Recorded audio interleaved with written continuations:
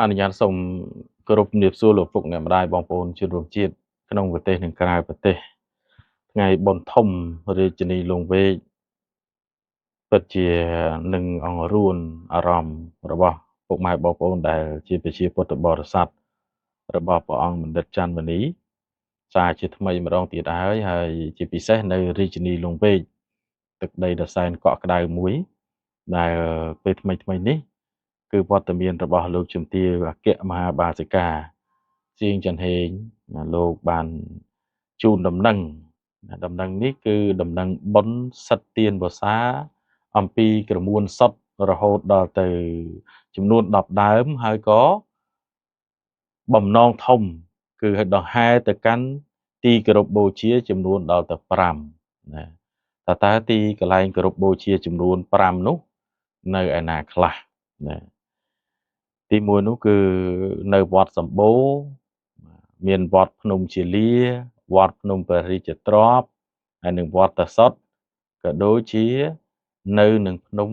កាច់ជើងកោតបុរីដែរណាបងប្អូនអញ្ចឹងទាំងអស់វាមានទី1វត្តសម្បូរវត្តភ្នំជាលាហ្នឹងទី3វត្តភ្នំព្រះរាជទ្រព្យទី4វត្តតាសុតទី5ភ្នំកាច់ជើងកោតបងប្អូនធ្លាប់ហើយណាអ្នកខ្លះក៏ធ្លាប់បានទៅហើយខ្ញុំក៏ធ្លាប់បានទៅដែរណាទៅជាមួយអ្នកស្រីគុន្ធានោះជិះកាត់ភ្លៀងកាត់អីណាតិចជុំល្អណាស់ឡើងទៅដល់ឯភ្នំកាច់ជកូតកំពូលនោះទៅដល់សឹងថាទីរហោស្ថានខាងលើនោះភ្លៀងផងគោផងព្យុះផងផ្លេកបន្ទោផងកាលនោះអនុស្សាវរីយ៍អញ្ចឹងនេះគឺជាឱកាសមួយដែលខ្ញុំបាទជម្រាបជូនបងប្អូនហើយពិធីនឹងចាប់ផ្ដើមសិទ្ធទានវស្សាចាប់ផ្ដើមនៅថ្ងៃរសៀលទី22ខែកក្កដាឆ្នាំ2026រហូតដល់ថ្ងៃទី29ខែកក្កដាឆ្នាំ2026ណាដែលមានកម្មវិធីដូចតទៅអញ្ចឹងយើងខែនេះខែណែឧសភាមិថុនាកក្កដាអូកក្កដាជានៅមួយខែជាងទៀតណាមួយខែជាងទៀតណាបងប្អូននៅមួយខែជាងទៀតបាទមួយខែជាងទៀតគឺខែកក្កដាថ្ងៃទី22អញ្ចឹងក្នុងអំឡុងពេលនោះពីថ្ងៃទី22ខែកក្កដាឆ្នាំ2026រហូតដល់ថ្ងៃទី29ខែកក្កដាឆ្នាំ2026ផងដែរតែមានកម្មវិធីដូចជាម៉ោង2:30នាទីរសៀលថ្ងៃទី22ខែកក្កដាឆ្នាំ2026ពិធីក្រុងពាលីហើយនៅម៉ោង3:30នាទីរសៀលពិធីចម្រើនព្រះបរិត្តនិងសិទ្ធទានវស្សានិមន្តដឹកនាំសិទ្ធដោយព្រះធម្មវណ្ណៈ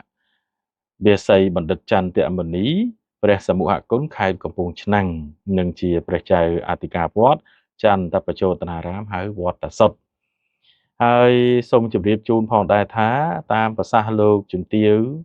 ដែលបានរៀបរាប់នៅលើเพจផ្លូវការរបស់លោកជំទាវដោយផ្ទាល់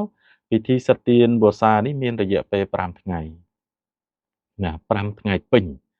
គឺចាប់ពីថ្ងៃទី22ដល់ថ្ងៃទី26ខែកក្កដានឹងតែម្ដងហើយបើមែនទេទៅបងប្អូនដូចធ្លាប់បានជ្រាបស្រាប់ហើយរាជនីលង្វែកនៅពេលដែលប្រពៃពិធីមួយគឺថាមនុស្សរាប់ម៉ឺនរាប់សែនណាហើយទន្ទឹមនឹងនោះមានវត្តមានរបស់បកណាប្រគុណម្ចាស់ព្រះអង្គបណ្ឌិតច័ន្ទមនីថែមទៀតនោះក៏កាន់តែអស្ចារ្យយ៉ាងសម្បើមបាទនឹងគាត់តែចង់ជម្រាបជូនចឹងទេហើយពិធីដង្ហែទានវស្សាប្រគេនដល់ព្រះសង្ឃដែលគង់ចាំវស្សាអស់រយៈពេល3ថ្ងៃគឺចាប់ពីថ្ងៃទី27រហូតដល់ថ្ងៃទី29ខែកក្កដាអញ្ចឹងមានន័យថាសិត2ថ្ងៃเนาะបងប្អូនเนาะហើយមានកម្មវិធីបន្តទៀតគឺនៅព្រឹកថ្ងៃទី27ខែកក្កដាឆ្នាំ2026នោះពិធីដង្ហែទានវស្សាប្រគេនព្រះសង្ឃគង់ចាំវស្សានៅវត្តសម្បូរហើយនិងវត្តភ្នំជាលាចរចាទិសដៅគឺនៅខេត្តកំពង់ចាមបាទកាលពីរយៈកាលកន្លងមកនោះពិធីដ៏គួរឲ្យចាប់អារម្មណ៍នោះណាគឺពិធីបួងសួងផ្ដាច់គេហៅថាកម្មចាស់ខ្លះយកលាភជ័យថ្មីហើយក៏ឧទ្ទិសកុសលដល់បងវរៈកងទ័ពជួរមុខណាដោះគេហៅថាដោះបណ្ដាសានៅខាង đây nè phnom chỉ lia cho cha ấy nó cao vì về cái lòng tới mấy ní nhưng nơi ta chọn cha mình plek bàn đấy miền nụ sai về tràn hai nơi ngày tí mà phâyประបីខែកក្កដាឆ្នាំ2026វិញពិធីដង្ហែទៀនបូសាវេប្រគេនព្រះសង្ឃគង់ចាំបូសានៅវត្តព្រះវិហារធំនៅលើភ្នំព្រះរាជទ្រព្យខេត្តកណ្ដាលនេះមកខាងនេះវិញខេត្តកណ្ដាលដូច្នេះទេអញ្ចឹងពីថ្ងៃ27ដល់ថ្ងៃ28ហ្នឹងគឺផុតគ្នាមួយថ្ងៃហើយបន្តមកទៀតដង្ហែពេលប្រគេនព្រះសង្ឃគង់ចាំបូសានៅនឹងវត្តច័ន្ទបជោតនារាមហៅវត្តតសុតនៅថ្ងៃទី28ខែកក្កដាឆ្នាំ2026ដដែលទេធ្វើដំណើរដោយរថយន្តក្រុងដឹកនាំទានវស្សាទៅសម្រាកនៅលើភ្នំកាច់ជើងកោតណាមើលបងប្អូនណាទៅខ្លះចាំដល់ពេលហ្នឹងចាំណាត់គ្នាទៅបាទកម្មវិធីធំអញ្ចឹងខ្ញុំមិនអាចចោលបានទេបាទពេលខ្លះសុខចិត្តដាក់ច្បាប់តើថាចាប់ជាប់ចងជើងអានឹងមិនទៅមិនរួចតែបើសិនជាថាចិត្តចង់ទៅឲ្យដាក់ច្បាប់ហ่ะណាពេលខ្លះដាក់ច្បាប់ហ่ะលុះព្រឹកឡើងថ្ងៃទី29ខែកក្កដាឆ្នាំ2026វេប្រគេនទស្សបារមីនៅលើកំពូលភ្នំកាច់ចង្កូតបុរីជាកិច្ចបញ្ចប់កម្មវិធីបុណ្យសិទ្ធទានបួសាចំនួន10ដើមបាទអញ្ចឹងនេះគឺជាដំណឹងដែលខ្ញុំបានទទួលជ្រាបនឹងដកស្រង់យកពីเพจផ្លូវការរបស់លោកជំទាវបងសៀងច័ន្ទហេងដែលលោកជាអគ្គមហាបាសិកាផ្នែកខាងបុណ្យទានលោកធ្វើបុណ្យធ្វើទានច្រើនណាស់ណាទឹកចិត្តត្រជាក់ស្រស់ថ្លាជាអ្នកដែលប្រកបដោយគេហៅថាព្រហ្មវិហារធម៌ណាលោកជំទាវរស់រាយរាក់ទាក់បើមែនទេទៅបើលោកមិនមានគេហៅថានិស័យបុណ្យក៏លោកមិនមែនជាអ្នកមានមុខអ្នកមានមាត់មានពុទ្ធបរិស័ទច្រើនមានទ្រព្យលាភយសធនច្រើនណាគួរឲ្យឆ្ងាយសរសើរជាពូនពេកនឹងបានឲ្យខ្ញុំចេះតែដឹកនាំពំពាបងប្អូនខ្លះដែលគាត់ថាហេតុអីក៏គេចូលចិត្តទៅធ្វើបុណ្យនឹងម៉េចដោយសារធ្វើអញ្ចឹងគេធ្វើបុណ្យទៅមានកំណើតគេធ្វើបុណ្យទៅគេកើនលៀបកើនសះកើនយសមានទ្រព្យសម្បត្តិទាំងណែអតីតជាតិមកអនាគតជាតិហើយនឹងទៅអនាគតជាតិថាបច្ចុប្បន្ននេះគេមានហើយគេមានមុខគេមានមាត់មានស័ក្តិមានយសមានទ្រព្យសម្បត្តិមានញាតិស្រឡាញ់ច្រើនមានកូនចៅច្រើនមានដីធ្លីគេអាក៏មកកណោគោដឹកគេមិនមែនអត់លុយទេអ្នកមុខអ្នកការមន្ត្រីជាន់ខ្ពស់ហើយគេចូលចិត្តធ្វើបុណ្យដោយសារអញ្ចឹងណាបុណ្យនឹងវាចេះតែទ្រទ្រង់និស័យមនុស្សដែលមានបុណ្យនឹងអូចេះតែមានបានអណ្ដែតខ្ពស់មិនអន្តរាយអញ្ចឹងបានចេះតែថានាំគ្នាធ្វើបុណ្យទៅធ្វើឲ្យបានច្រើនធ្វើឲ្យបានច្រើនហ្នឹងមិនថាតលលក់គោលក់ក្របីតម្រៃសេះដីស្រែចំការទៅធ្វើបុណ្យយកមុខយកមាត់មិនមែនទេមានបុណ្យកន្លែងណាដែលយើងថាអាចទៅបានសូម្បីតែ1កាក់1សេន1ដុល្លារ1000 2000រៀលក៏ជាបុណ្យរបស់យើងទៅតែមកសំភារយើងទៅដោយមិនបាច់មានថវិកាក៏បានដែរទៅចូលរួមទៅជួយចែកចាយតែប៉ុណ្្នឹងក៏បុណ្យកុសលយើងដែរយើងជួយចូលរួមអនុមោទនាយកអានិសង្ឃមិនចាំបាច់ទេអញតើមានលុយដែលមានម៉ូតូស៊ីក្លូរថយន្តទៅជាមួយបានបុណ្យទេតែវាមានបុណ្យខ្លះកន្លែងខ្លះយើងទៅបានដោយមធ្យោបាយរបស់យើងទៅកន្លែងខ្លះក៏ទៅបានដោយមធ្យោបាយរបស់គេចឹងដែរទៅកន្លែងខ្លះក៏ទៅបានអានឹងធ្វើម៉េចបើយើងអត់ចេះហោះផងបាទខ្ញុំក៏មិនចេះហោះខ្ញុំក៏មិនចេះហើរខ្ញុំមិនមែនឥន្ទ្រីសំកាំងឯណាទេវតាប្រអិនប្រព្រំឯណាអត់ទេដូចឪពុកម៉ែបងប្អូនដែរប៉ុន្តែយើងធ្វើបុណ្យដោយសារអីមនុស្សស្រឡាញ់រាប់រកមានមេត្រីភាពនឹងគ្នាទំនាក់ទំនងគ្នាល្អដោយសារបុណ្យនិស័យនឹងឯងបានឲ្យជួបឲ្យប្រទះឲ្យរួមនិស័យរួមវាសនាក្នុងកិច្ចការងារធ្វើបុណ្យធ្វើទានអញ្ចឹងណាហើយដូចដែលបងប្អូនសួរខ្ញុំឲ្យតែឃើញបុណ្យទានឃើញមុខលោកក្មួយរហូតបាទក្មួយចូលចិត្តធ្វើបុណ្យអត់មានដែលមានទ្រព្យធនđểធ្វើបុណ្យច្រើនទេធ្វើបុណ្យតាមកម្លាំងសទ្ធាប៉ុន្តែចូលចិត្តផ្សព្វផ្សាយរឿងល្អធ្វើបុណ្យឲ្យបានច្រើនទៅកើនញាតិកើនយសកើនស័ក្តិអីចឹងទៅណាតម្កល់ទុកតកូនតចៅអីតែបើប្រាថ្នាឲ្យខ្លាយទៅជាប្រអិនព្រះអង្គឯកឧត្តមលោកជំទាវនោះក៏មិនមានអីចិត្តលោភលន់ដល់ថ្នាក់នឹងទេប្រាថ្នាសុំតែសុខទេណា មនុស្សយើងធ្លាប់មានបាបហេតុអីបានខ្ញុំចូលចិត្តធ្វើបុណ្យមកពីអតីតហ្នឹងធ្លាប់មានបាបយ៉ាងម៉េចនឹងយើងទៅប៉ះពៀសម្ដីជាមួយអ្នកណាខ្លះធ្វើឲ្យអ្នកណាគេឈឺចាប់ខ្លះធ្វើឲ្យអ្នកណាគេពិបាកខ្លះធ្វើឲ្យឪពុកម្ដាយឈឺចុកចាប់ផ្លូវកាយផ្លូវចិត្តអ្មេចខ្លះជួបរឿងវិវាទមនុស្សយើងវាសិតតែមានអតីតរបស់មនុស្សយើងវាសិតតែមានល្អនិងអាក្រក់អញ្ចឹងនាំគ្នាធ្វើបុណ្យលុបលាងបាបដើម្បីឲ្យបានបុណ្យស្កល់ញាតិស្កល់សន្តានមិត្តពធស្កល់ខុសស្កល់ត្រូវមិនមែនតែយើងខុសហើយនៅត្រាំត្រៃនឹងភាពខុសបុណ្យទានចេះធ្វើដើរតែលួចដើរតែឆក់ដើរតែប្លន់ដើរតែកាប់សម្លាប់អានឹងមិនមែនជានិស័យបុណ្យទេមិនមែនជានិស័យលាងបាបទេហើយក៏មិនមែនបានន័យថាធ្វើបុណ្យដើម្បីលាងបាបមិនទេគេរំលោះណាគេរំលោះបងប្អូនណាយើងចេះដឹងចេះដូចព្រះសមណគោតមព្រះអង្គពុទ្ធបរមគ្រូនៃយើងព្រះអង្គសម្ដែងថាម៉េចមនុស្សចេះដឹងកំហុសចេះទទួលស្គាល់កំហុសអានឹងព្រះអាចប្រោះបានអាចលុបលាងបាបបានសូម្បីតែព្រះមុគលានណបងប្អូនឃើញទេព្រះមុគលានណហឹង្សៈអហឹង្សាណបងប្អូនតន់ទេឃើញទេយើងមិនតន់ដល់នឹងទេប៉ុន្តែយើងមិនតន់ដល់មនុស្សដែលខូខើខំខាស់កាប់សម្លាប់អីគាត់ថាប្រាថ្នាអ្វីធ្វើអ្វីឲ្យវាស្ងប់សុខអ្វីដែលមនុស្សម្នាស្រឡាញ់រាប់រោគចឹងទៅនិយាយកុំអាងថាលឺលោកមួយថាយើងធ្វើបុណ្យលួសបាបនាំគ្នាទៅធ្វើបុណ្យដើម្បីបិទបាំងបាបទៅក្រោយពីកាប់សម្លាប់ហើយអត់ទេទោសគេហៅថាអនន្តរិយកម្មទោសពុទ្ធចក្រនិងអនាចក្រឃើញភ្លាមដូចអីបាញ់សម្លាប់ស្មាទោសបាញ់សម្លាប់កាប់គេដូចប្រហែលថ្ងៃមុនប្រឹងរត់ទៅដល់ណាក៏រត់មិនរួចគេហៅថាឈាមស្រ័យស្បែកហៅតោះហ្នឹងណាបងប្អូនតោះហ្នឹងយើងរាល់ថ្ងៃម្នាក់មិនទាន់ជ្រុលជ្រុះហួសដំណើរទៅដល់ថាសង្គមលេងរាប់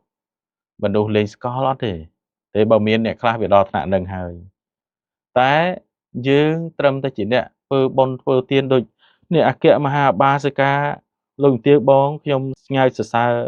ចំពោះឧត្តមគតិឆន្ទៈមនសិការដ៏ខ្ពង់ខ្ពស់របស់លោកជំទាវជាពូនពេក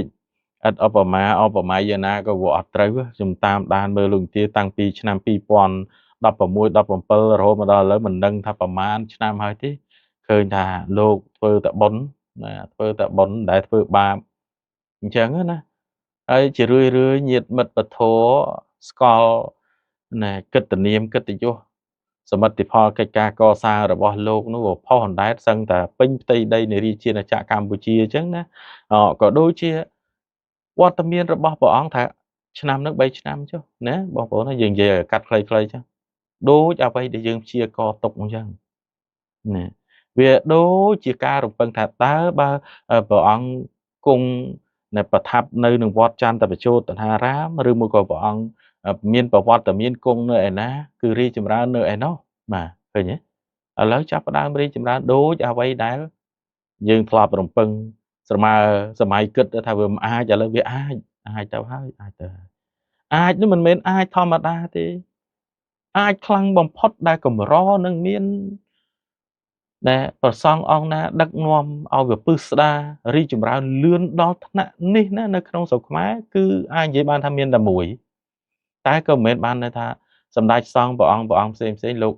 អត់មានសមត្ថភាពទេលោកមានកិច្ចការកសាងតាំងពីណាពីណីជាទ្រព្យសម្បត្តិបេតិកភណ្ឌវប្បធម៌ជាតិសាសន៍ខ្មែររបស់យើងនេះជាច្រើនអង្គហើយសម្ដេចសង្ឃព្រះអង្គកន្លងមកនោះបាទពោពាសពេញទាំង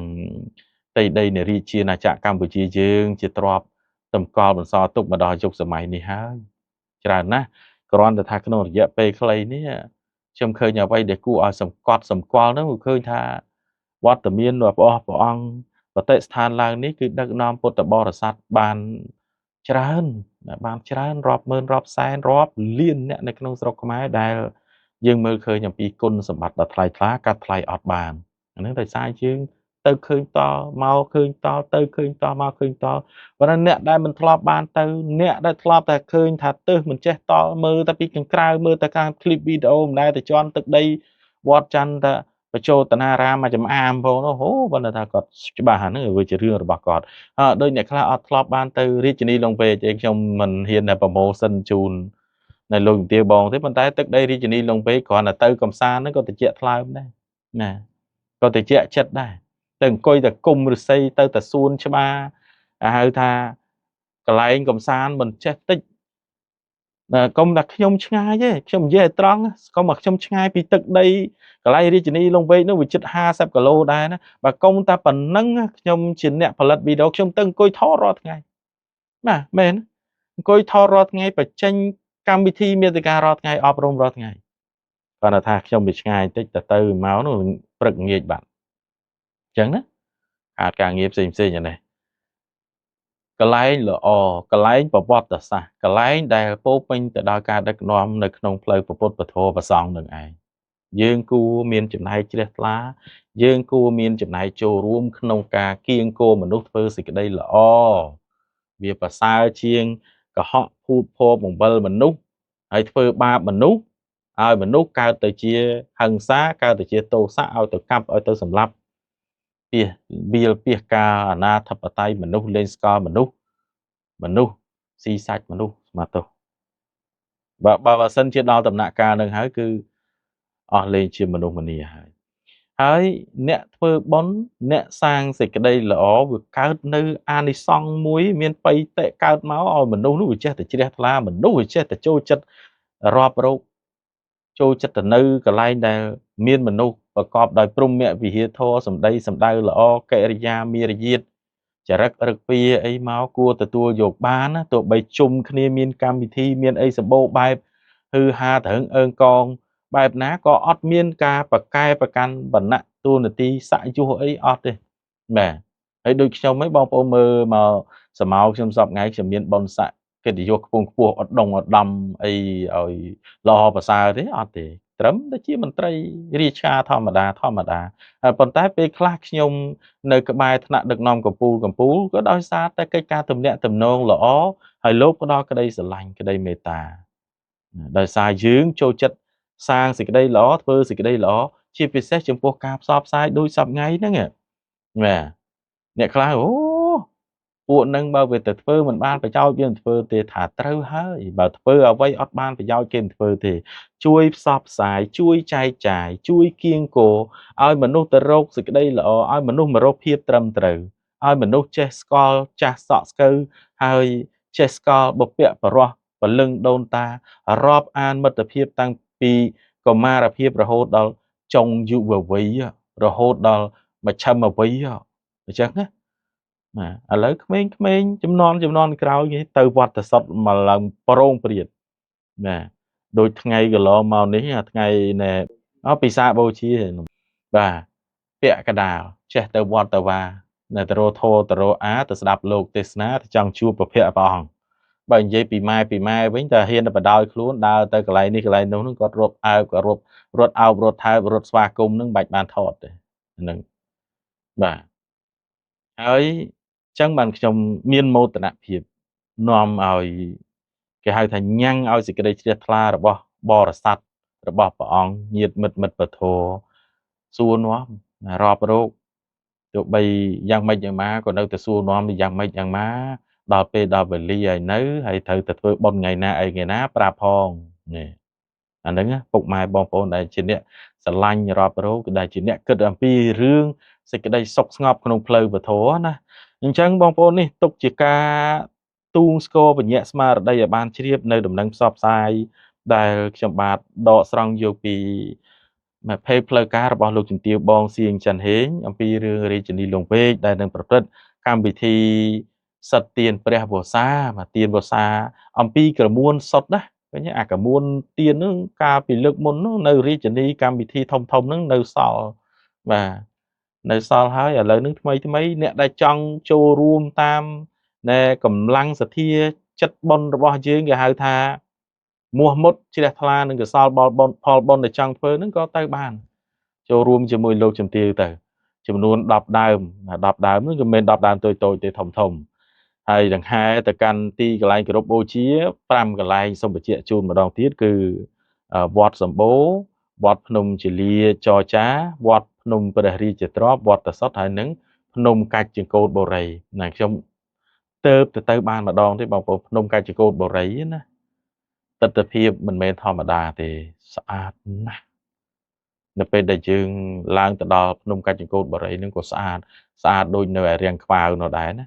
ស្អាតដូចនៅកន្លែងព្រះអង្គគង់ប្រថាប់នៅក្នុងព្រៃនោះដែរណាខ្ញុំឡើងទៅរំទៅដល់នោះប្រផាត់ប្រភីងប្រកាច់ប្រកិនត្រឡប់ទៅបែកមិនបែកបាតរយះដៃរយះជើងអស់ហើយណាចោលខោចោលអាវអីសំពីងសំពងអស់ហើយអានឹងជារឿងដែលយើងនឹកឡើងវាសង្វេគសบายចិត្តផងអីផងអត់ហត់ទេប៉ុន្តែដឹងថាទៅដល់ទេសភាពបង្ហោះដ្រូនមើលទៅព្រៃដាច់កតុយភ្នែកអត់ផុតណាអត់ផុតឃើញតែព្រៃអញ្ចឹងនេះក៏ជម្រាបជូនតែអញ្ចឹងរឿងប៉ុនទៅដល់កន្លែងណាក៏សប្បាយដែរ5ទីតាំងមិនមែនធម្មតាទេមានវត្តសម្បូរវត្តភ្នំជាលាចរចាផងវត្តភ្នំពរីចត្រផងវត្តតសុតផងហើយនឹងចុងក្រោយគេបង្អស់ទៅស្នាក់នៅភ្នំកាច់ចកោតនោះមកជប់អូបានទៅលេងជុំគ្នាដាក់ឡានទៅដូចប្រសាសន៍អំទាវបងមានប្រសាសន៍ក្នុងហ្នឹងថាយើងទៅដោយឡានហើយទៅសម្រាកនៅនឹងវត្តភ្នំកាច់ចង្កូតនឹងទៅទៀតមកជប់ហើយស្អែកឡើងបញ្ចប់កម្មវិធីបុណ្យនៅនឹងតែម្ដងអូសប្បាយណាស់មើលទៅសប្បាយធ្វើបុណ្យហើយបងប្អូនមិនបាច់ចាំភ័យព្រួយបារម្ភទេឥឡូវចដើរដូចហើយយើងឡើងចដើរបានមិនខ្ពស់ចោតអីប្រមាណទេគ្រាន់តែថាហត់ដែរបើយើងចេះដើរឡើងគេហៅថាចង្វាក់ពោះលូនណាចង្វាក់ពោះលូនបងប្អូនឡើងភ្នំគេហៅឡើងចង្វាក់អន្ទងអាំងណាដូចផ្លូវ1500អញ្ចឹងអត់សូវហត់ទេតែបើយើងឡើងត្រង់ចេះហត់ដែរឡើងធម្មតាសាមញ្ញអត់ហត់ទេតែថាទៅខ្ញុំបាត់ស្បែកជើងមកគូកាលទៅភ្នំកាច់ចង្កូតឡើងទុកស្បែកជើងចោលណាមកវិញភ្លេចយកស្បែកជើងគេយកបានអញ្ចឹងបានថាពេលខ្លះក៏អនុស្សាវរីយ៍សប្បាយដែរអញ្ចឹងសង្ឃឹមថានឹងបានជួបមុខគ្នានៅថ្ងៃនឹងចុះបងប្អូនណាកម្មវិធីរយៈពេលដែល5ថ្ងៃអញ្ចឹងប្រពចាប់ពីថ្ងៃទី22ខែកក្កដាឆ្នាំ2026រហូតដល់ថ្ងៃទី29ណាថ្ងៃមុនមានបងប្អូនយើងសួរថាថ្ងៃទី15 16 17មានកម្មវិធីអីនៅវត្តសុតអត់ខ្ញុំក្តាប់សភាពការដំណឹងនេះអត់តាន់ច្បាស់ទេប៉ុន្តែដឹងថាថ្ងៃ15នៅវត្តព្រាលបាទហើយ17មិនដឹងណាទេចាំមើលខ្ញុំជម្រាបជូនបន្តទៀតអញ្ចឹងនេះខ្ញុំគ្រាន់តែទាញតល័យកបន្តិចមកធ្វើការប្រៀបធៀបទេតែហេតុអីបានជាបច្ច័យហេតុរបស់មនុស្សយើងចេះតែស្រឡាញ់រាប់រោគ្នាចេះតែជំមុជឈ្មោះឈ្មោលទៅមនុស្សទាំងរយទាំងពាន់ទាំងម៉ឺនទាំងសែនអញ្ចឹងណាដើម្បីតែប្រាថ្នាទៅរកតែកន្លែងមានប្រវត្តិមានរបស់បកណាប្រគុណម្ចាស់ព្រះអង្គបានត្រង់ត្រាប់ចាប់យកអាវាតរបស់ព្រះអង្គសម្ដែងឬក៏ដឹកនាំធ្វើពិធីអ្វីមួយកក់ក្ដៅក្នុងចិត្តណាខ្ញុំថ្ងៃមុនគាត់នៅប្រហើប1ម៉ាត់2ម៉ាត់ហ្នឹងគេជេរទៀតណាតែខ្ញុំសប្បាយចិត្តណាសប្បាយចិត្តរឿងខ្លះយើងឃើញនៅភ្នែកណារឿងខ្លះគេថតឲ្យមើលទៅទៀតណាធ្វើយ៉ាងម៉េចឥឡូវហ្នឹងដូចខ្ញុំធ្លាប់និយាយថាណោះយើងនិយាយថាកាលពីព្រះអង្គមិនតាន់លេចវត្តមានឡើងលើវេទិកានៅក្នុងមហាពិធីក្តៅឲ្យឆេះឧទាហរណ៍ចឹងទៅណា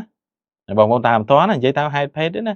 ក្តៅឲ្យឆេះដល់ទៅពេលព្រះអង្គនិមន្តមកទៅជាស្លុបនេះខែទៅជាបាំងឆាត់អាកម្ដៅនោះទៅជាពពកបាំងនោះវាចឹងណាចៃដន្យអីអានឹងវាជាធម្មជាតិចៃដន្យជាមួយនឹងដំណើររបស់ព្រះអង្គមិនដឹងទេតែជារឿយឃើញតែអញ្ចឹង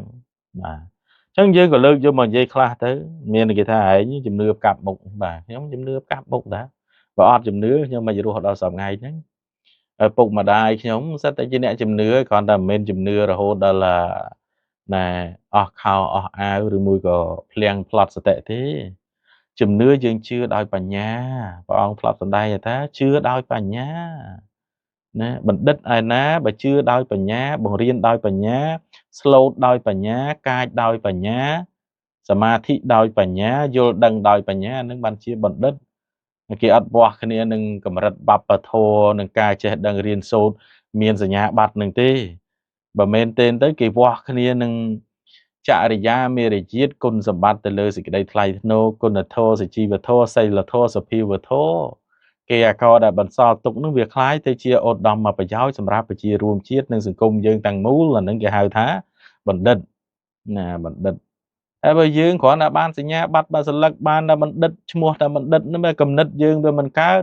សម្ដីយើងវាមិនល្អតគោះបោះបោកហិង្សាទោសៈមោហៈលោភៈយកឈ្មោះបណ្ឌិតមកអាងជាកាងជាខ្នងដោយមិនបំរើប្រយោជន៍ឲ្យប្រទេសជាតិសាសនាព្រះមហាក្សត្រទាំងផ្លូវពុទ្ធចក្រអាណាចក្រអានឹងហើយគេហៅថាបណ្ឌិតខើចកគូតនោះអានេះវាចឹងណាអញ្ចឹងកុំវាស់វែងគ្នានឹងណែសញ្ញាបត្រអត់ល្អណាហើយដូចខ្ញុំជម្រាបជូននេះប្រយោជន៍វាបានច្រើនណាប្រយោជន៍ទីមួយសេចក្តីសុខស្ងប់ផ្លូវចិត្តយើងដែលយើងចង់ទៅធ្វើបុណ្យជាមួយលោកជំទាវបងសៀងច័ន្ទហេដឹកនាំប្រជាពុទ្ធបរិស័ទមិត្តវធទៅចូលរួមផ្សព្វផ្សាយជូនជាដំណឹងណាអានឹងវាមានអីតែអាក្រក់លោកបានរៀបចំកិច្ចការងារកម្មវិធីតាំងកន្លែងស្នាក់នៅតាំងកន្លែងអង្គុយតាំងកន្លែងណែបន្ទោបងតូចធំភាសាបាលីអុចរៈហ្នឹងហើយមានកន្លែងដែលគេហៅថាបង្រួមជាសាសនាព្រះមហាក្សត្រដោយផ្លូវវធចិត្តគេស្ងប់យ៉ាងម៉េចគេទៅយ៉ាងនោះទៅបងប្អូនអ្នកអត់ដែលស្គាល់អញ្ជើញឡើងទៅបានដឹងថាទឹកដីរាជធានីលង្វែកនឹងធំប៉ុណ្ណាធំគួរឲ្យឆ្ងាយសរសើរប៉ុណ្ណាមានកន្លែងស្អាតប៉ុណ្ណាតើលោកជំទាវរើសអើងទេលោកជំទាវនឹងប្រកាន់វណ្ណៈដែរឬក៏យ៉ាងណាបងប្អូនមិនតាន់ស្គាល់មិនតាន់ដឹងមិនតាន់ជួបមិនដឹងទេតើបានស្គាល់បានជួបវត្តមានរបស់លោកជំទាវក្រុមកិច្ចការងាររបស់លោកជំទាវបានដឹងថានោះនេះបានពិតជាណាគេហៅថាម៉េចខ្ញុំឃើញក្រុមងាររបស់គាត់ណាថាគមហាឧបាសិកាសំទោសខ្ញុំភ្លេចក្រុមងាររបស់លោកជំទាវហើយតើមើលលិខិតតប័ណ្ណរបស់លោកជំទាវបាទស័ក្តិសមនឹងកិត្តិយសគេឈ្មោះរបស់លោកណាហើយពុកម៉ែបងប្អូនប្រជាពុទ្ធបរិស័ទសូមជម្រាបជូនថាទឹកដីរាជធានីលង្វែកធំណាកំភៃកន្លែងចតឡានចតម៉ូតូហើយកង្ភៃកន្លែងជ្រោកម្លប់ថាទៅជាលហឹមហើយឥឡូវនេះទឹកដីរាជធានីលង្វែកបងប្អូនអើយផ្កាភ្ញីសួនច្បារគួរជាទីល្អពលិកណានឹងសូមជម្រាបជូនអញ្ចឹងប៉ុន្តែយើងនៅយូរថ្ងៃដែរប៉ុន្តែត្រៀមទៅបងប្អូនត្រៀមចូលរួមទៅអានឹងគឺជាការរំលេចចេញដែលខ្ញុំត្រូវជម្រាបជូនជាបណ្ដាត្រួសទៅហើយគ្រប់នឹងអញ្ជើញបងប្អូនអញ្ជើញចូលរួមតាមការគួរទៅទឹកដីរាជធានីលង្វែកពីក្រុងភ្នំពេញយើងទៅណាបើមែនទេទៅ40គីឡូជាងហើយបងប្អូនតាមបណ្ដាខេត្តឆ្ងាយនេះត្រូវឡើងមកមុនបាទជាស្រ័យអានឹងទៅឡើងមកមុនទៅទៅអាចតន់ពេលវេលានឹងកម្មវិធីយើងចង់ចូលរួមអីចូលរួមតាមនឹងទៅណាលើ page ផ្លូវការរបស់លោកជំទាវក៏មានការផ្សព្វផ្សាយទូលំទូលាយទៅហើយដែរអញ្ចឹងនេះក៏ទុកជាការអំពាវនាវជម្រាបជូនផ្សព្វផ្សាយជូនដើម្បីឲ្យបងប្អូនបានជ្រាបអំពីដំណឹងនៃកម្មវិធីដ៏ធំណាគឺសិទ្ធទានវស្សាអំពីក្រមួនសុទ្ធណាចំនួន10ដើមដង្ហែទៅកាន់ទីកន្លែងគោរពបូជាចំនួនដល់ទៅ5កន្លែងមានវត្តសម្បូរវត្តភ្នំជលាចរចាវត្តភ្នំព្រះរាជទ្រព្យហើយនឹងវត្តសុទ្ធនិងភ្នំកាច់ជង្គោតបុរីណាសតជាទីកន្លែងស័ក្តិសិទ្ធិជាទីកន្លែងដែលចាប់អារម្មណ៍បាទភ្នំព្រះរាជទ្រព្យប្រវត្តិដើមទងមិនធម្មតាវត្តសុទ្ធក៏មិនធម្មតារីឯភ្នំកាច់ជង្គោតបុរីឯនោះទៀតក៏កាន់តែមិនធម្មតាគ្រាន់តែទៅដល់ខ្លោងទ្វារឃើញគេហៅអីអសុរាពីរព្រះអង្គឈរឯងកាន់ណាតមូងបាទនៅកម្មចដើនៅនឹងផ្លូវច្រកចូលឡើងទៅលើភ្នំហ្នឹងហើយទៅដល់នៅឯលើកំពូលផុតឯនោះទៀតនោះបងប្អូនណាបើអង្គុយសមាធិស្ងប់ល្អអារម្មណ៍ជ្រះថ្លាហើយគួរជាទីពឹងជាទីនឹករលឹកណាស់បើយើងទៅរកកន្លែងសុខស្ងប់នៅហ្នឹងល្អមែនណាអ្វីត្បិតតែរៀងខ្ពស់ឆ្ងាយបន្តិចប៉ុន្តែឡើងស្រួលទេបាទអញ្ចឹងអរគុណបងប្អូនរាល់ព័ត៌មានផ្សេងចាំទំនាក់ទំនងតាមនឹងទៅបើគៀកថ្ងៃដល់ឬក៏បងប្អូនមានកិច្ចការងារចូលរួមជាមួយលោកជំទាវអីសូមអញ្ជើញតាក់ទងចុះហើយសំខាន់តែអ្នកអភ័យទោសនឹងសូមគោរពជូនពរបងប្អូនសួស្តីសិរីមង្គលនិងវិបុលសុខដល់មហាប្រសើរចូលកើតមានដល់លោកពុកអ្នកម្ដាយបងប្អូនជនរួមជាតិក្នុងនិងក្រៅប្រទេសសូមឲ្យបានសមប្រកបតែនឹងសេចក្តីសុខសេចក្តីចម្រើនពុទ្ធពរ4ប្រការគឺអាយុវណ្ណៈសុខៈនិងពលៈកំបីគ្លៀងគ្លាតឡើយបាទ